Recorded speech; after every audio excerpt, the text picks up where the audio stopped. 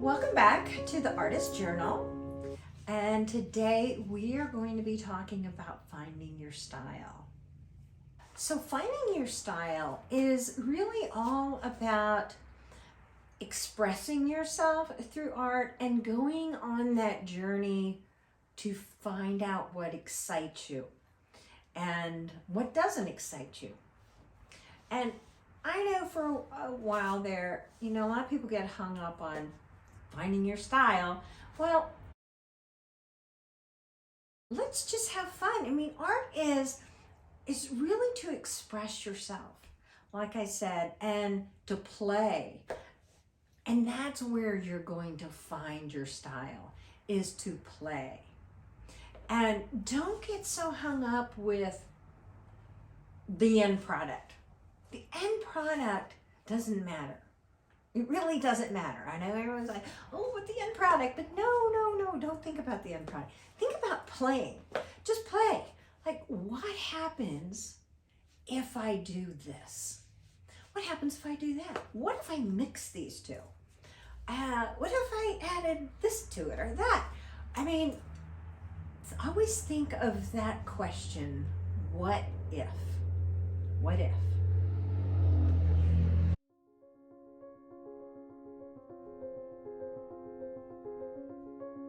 So life as an artist is a really beautiful and wonderful place of exploration and play. And, I want you to really enjoy the process of creating. And through this video series of the Artist Journal, I'm going to be talking about, my thought process behind things and why I'm doing this, or, why I'm putting this here, whatever. So I'm going to be talking about the whole thought process as I'm experimenting and trying all these different mediums. Like this summer, I was really into creating botanical prints, and it is quite the science experiment, let me tell you that. And that is where having a notebook comes in handy. So keeping a notebook, this is really important. I want you to get a notebook and write down everything as you're experimenting and exploring, what materials you used, where you got them from. That can be important, as I know when I did paper making, it's like, oh, where was that company that I got all that stuff from? So you want to keep all these notes. So I keep one notebook mainly, and that I'll sometimes, tape things in it, cut things out and tape them in it. And this has everything from things that I've been thinking of. Maybe I watch a class or something and I might take some notes of some ideas that I want to explore. Some marketing things that I do. I've got everything in one book. And I'm getting towards the end, and when I finish it, I'll just get another notebook. Now at nighttime, and I know this probably happens to you, as it happens to me, is you're laying there and sometimes you can't sleep, and then all these ideas come into your head. You need a place to put them. So make sure you have a little tablet or something next to your bed, or a tape recorder or something that you can jot down your notes or record your voice when this great idea comes in your head.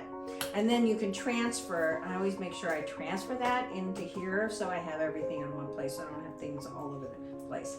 Now if you're on the go and you don't have your notebooks with you, then what I do is just take my notes app, and I will be driving. A lot of times that's a good thinking time for me, is when I'm driving.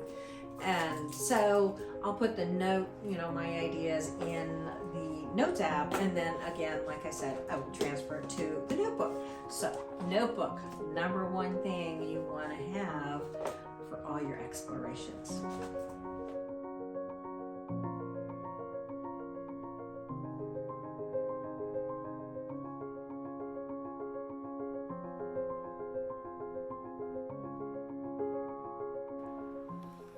So the next thing I wanted to talk to you is about sketchbooks. And now sketchbooks comes in all shapes and sizes. I've this one here I've made myself, and that was the Jean one, and that is I call it my healing journal when my husband passed. And I have several different types of journals, and then this one right here with the color swatches. I decided to have one sketchbook that I would just do my color experimenting in, and then I have another one that's more that I use for watercolors, and another one I use more for acrylics and experimenting. But I love this one for the color swatches. Was doing color swatching here, there, and everywhere, and then I finally decided to land on this one where I could keep all my color experimenting together and record it and make notes in it, what colors I use, and then do a little something on the right side of it with those colors. You know, your sketchbook does not have to be a finished piece of work, or your art journal, whatever you want to call it. It's a place to experiment and to play in. And sometimes you may have a finished thing in there, and it's a good jumping off point for paintings and for larger work, where you can get ideas by going back in your sketchbook.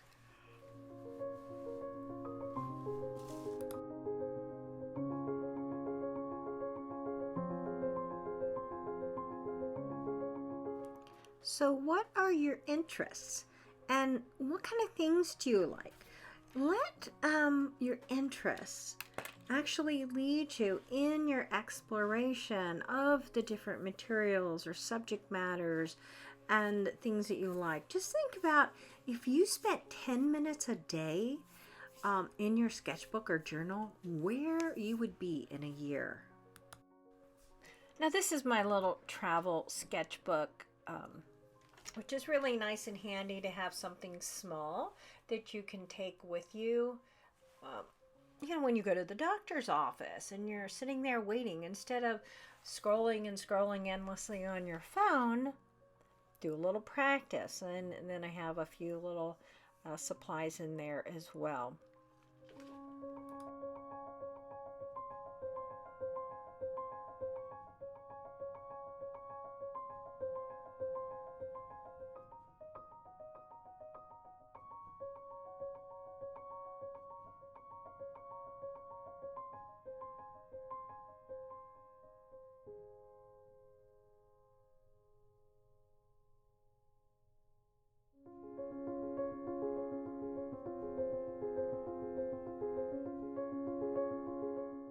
So finding your style doesn't happen overnight. It's a process of experimenting, and your style will change throughout the years.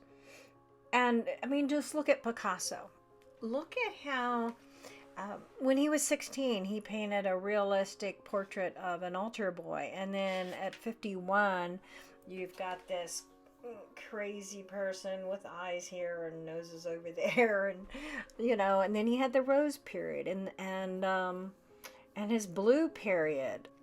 Picasso also worked in sculpture and theater. I mean, he was into just about everything you can think of. So don't feel like you have to land on one thing and can't change.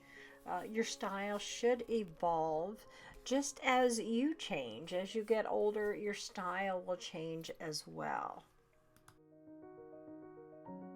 A sketchbook like this one here, it's bigger, and I have separate paper and you can use different types of paper. You could use, a thinner drawing paper. You could use watercolor paper, and that's what's nice about this type. It's kind of like a portfolio one where it has clear pages and then you just slide them in. So I was at an art show with a friend last weekend, and this leaf had blown in the car, and I loved just the curls and just the way it just formed. I thought it was beautiful. So I was excited and sat down and I started sketching the leaf. And then I may draw again more in the shape of like of black and white line drawings. So, and then, you know, these ideas will most likely start appearing in other things, okay? So that's the whole point of your sketchbook, you know, your whatever's intriguing you at the time. So I know as I'm looking across the room, I have these little pumpkins, those little cute little mini pumpkins since it's fall right now. And so I'm thinking about doing some drawings, maybe watercolors with those. So it's whatever inspires you. If you're inspired by a leaf, draw a leaf. If you're inspired by something else, draw that or paint it or whatever you want to do. So think of your sketchbook equals playground. So think of it as your playground, not your finished product, but a playground. That's what I want you to think of your sketchbook as. So I hope that you will like and subscribe below if you're following me on YouTube. And I wanted to also let you know that my video series will also be on my website as a blog post along with the link to the video for each time I release one of the Artist Journal videos. And if you're interested in doing some mixed media and art journaling sketchbook challenges, join my Facebook group, which is Art Journaling and Mixed Media. And if you're a collector, you could join the Studio Insiders newsletter. And I don't bombard people with emails. No spamming, none of that stuff. So your email's safe with me. So if you want to get be the first like sneak peeks to my new collection releases and things like that, and what's going on and tips and about framing and stuff like that, then join that newsletter. All right. I will put a link to my website page below, and that will give you like the links to supplies that I may have mentioned in my video, and to like the Facebook group and things like that. So that way you can find everything in one place to make it easy.